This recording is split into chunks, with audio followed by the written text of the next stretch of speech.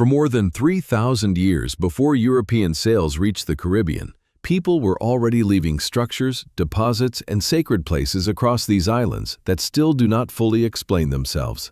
This is a countdown of unexplained pre-Columbian sites across the Caribbean, and by the end, we reach a place where the layout of earth, stone, and ceremony may be the message, but no one can read it with certainty. Number 10 begins on Barbuda, around the low coastal ground near its lagoon and shore. Here, the evidence is conch shell middens, packed remains of shells, food, tools, and old living surfaces built up through time by people who kept coming back. The anchor is simple and strange. Those middens point to continuous habitation for over 3,000 years. Think about that for a moment. Generation after generation, people returned to the same island landscape, working near the sea, eating from it, shaping their days around it. The wind would have carried salt across the flats.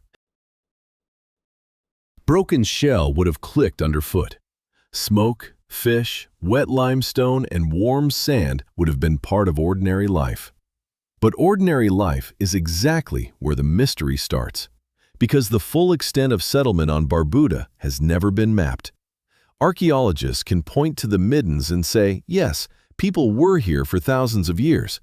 They can read the shell heaps as proof of staying, returning, harvesting, and building a life. What they cannot yet say is how far that world spread across the island, where its edges were, or what pattern held it together. Were these places seasonal camps, permanent homes, work areas, markers of family territory, something ceremonial hidden inside the daily act of eating from the sea? The shells remain, but the map behind them is still unfinished. And if a heap of conch can hide a 3,000-year settlement story, the next island raises the stakes. One of the largest early sites in the Lesser Antilles, with pottery dating to around 300 CE. If you want the whole countdown, stay with it and subscribe. From Barbuda, the trail turns south and east across open water to Antigua's northeast coast at Indian Town Point. Number 9 sits where the shore is rougher, where limestone meets Atlantic surf, and where an early settlement once looked out over the sea lanes of the Lesser Antilles. Indian Town Point is one of the largest pre-Columbian sites in that island chain. Its saladoid pottery has been dated to roughly 300 CE, which means people were living and working there more than 1,000 years before Columbus entered the Caribbean world. The broken pottery is the hard evidence: fired clay, shaped vessels, fragments of meals, storage, movement, and daily hands. The placement is what keeps pulling archaeologists back. Why here? Why this exposed northeast edge, where wind pushes hard off the Atlantic and waves strike the coast with a constant low roar? Stand there in your mind for a second. Salt dries on the skin. Seabirds cut across the sky. The ground is bright, rough, and open. It was a place facing outward. The pottery says people were there around 300 CE. The size of the site says the occupation mattered.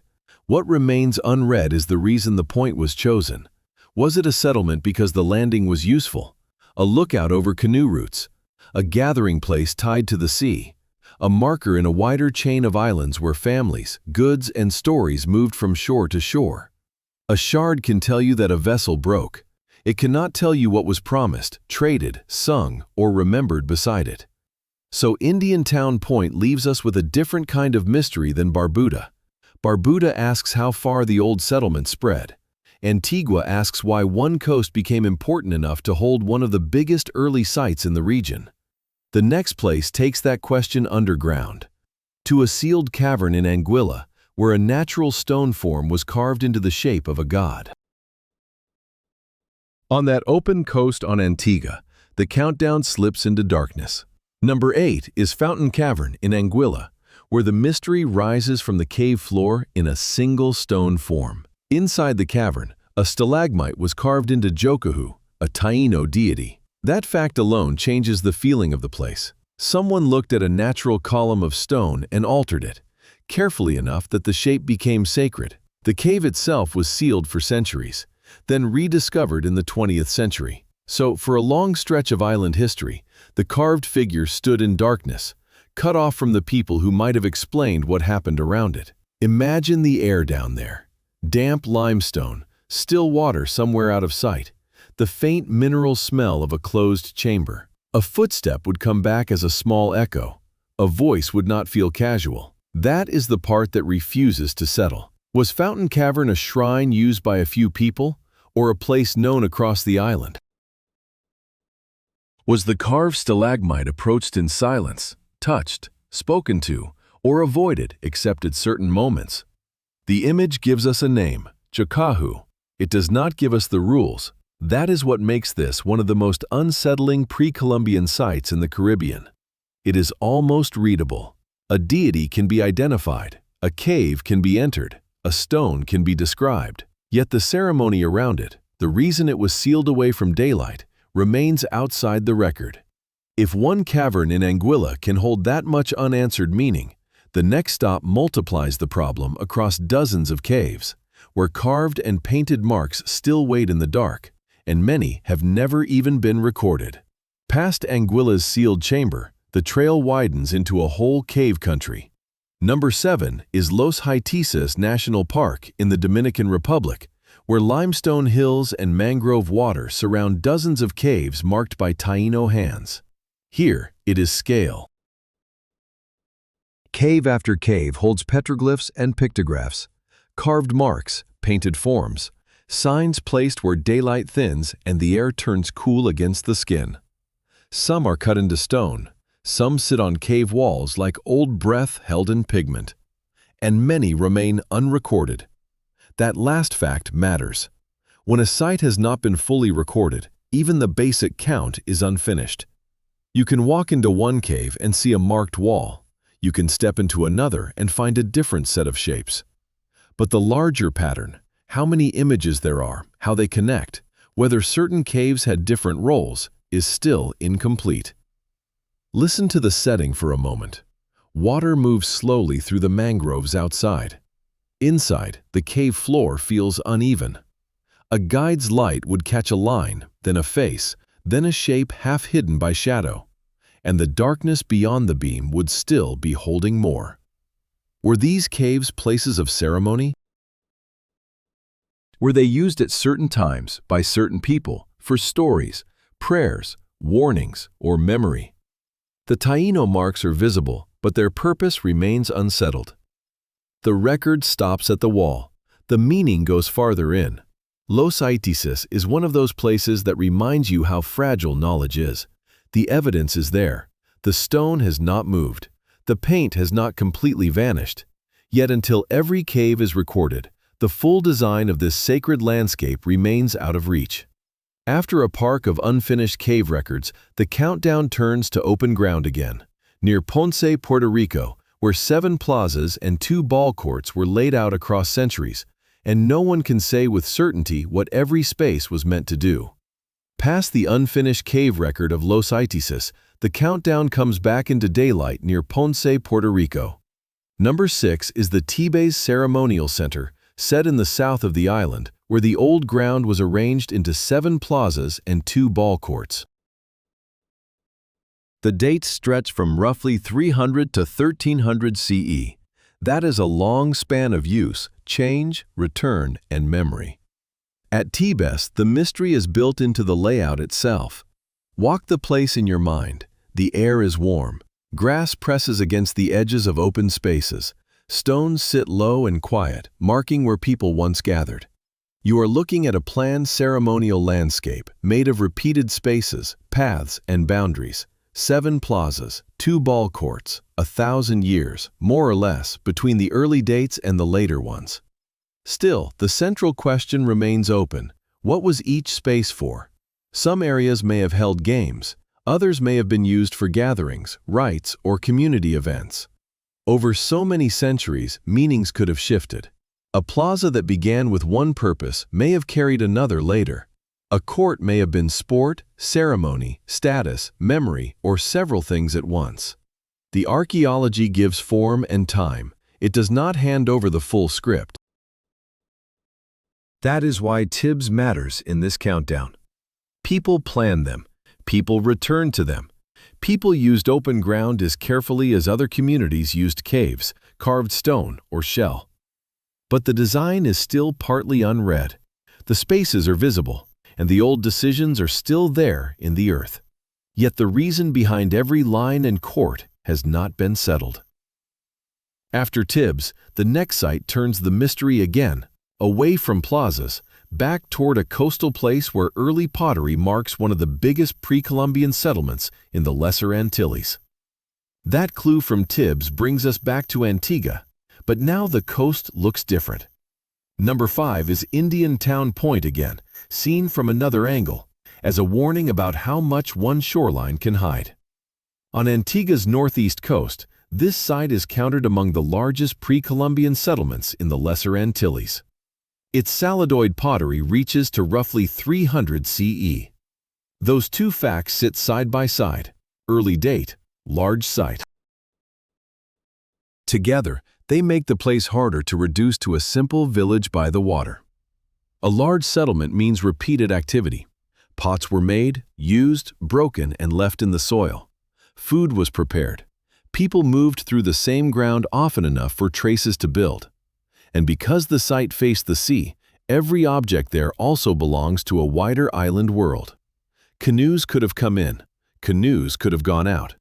News, marriage ties, goods, and ritual objects may have moved with them. The pottery does not tell us which journeys mattered most. That is the pressure point in the mystery. Archaeology can date the ceramic tradition. It can place the site on the map. It can say this coast held one of the major early settlements in the region. What remains unsettled is the role Indian Town Point played in the larger pattern. Was it a home base, a meeting ground, a coastal marker? A place chosen because the sea in front of it connected Antigua to other islands. If you picture it at dusk, the question sharpens. The Atlantic Sound keeps rolling in. The ground is still warm underfoot. Somewhere in that soil are the broken edges of vessels from around 300 CE. And none of them explain why this point became so important. The next mystery pulls that same problem apart in a different way. It is an island-wide record of habitation whose full outline has never been drawn. Past Antigua's headland, the countdown crosses back to Barbuda, but this time the question is larger than one midden by the shore. Number 4 is the unmapped spread of habitation itself, the missing outline behind those conch shell deposits. The shells prove people were there for over 3,000 years. We have already seen that.